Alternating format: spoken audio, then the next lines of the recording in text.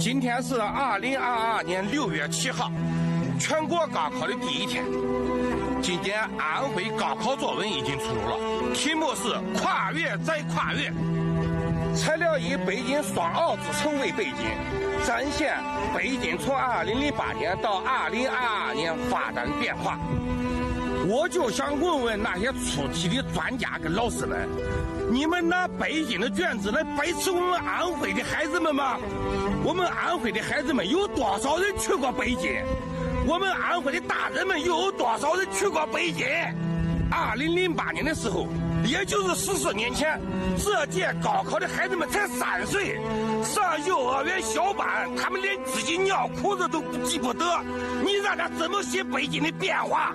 你们这些出题的专家跟老师们，半夜起来出老太，你们怎么想得起来的？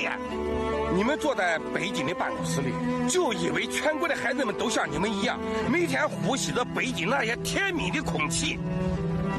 你们怎么不让北京的孩子们写香港和宝岛14年来的超越和发展，让北京的考生们去写中国空间站的体验和太空笔的发展和研究过程？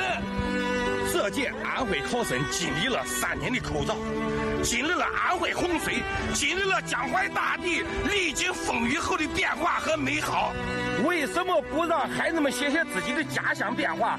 为什么就不能写写长江和淮河两岸历史厚重的文化，写写祖国的大好河山？你们出题的专家跟老师们，到底是出于什么目的？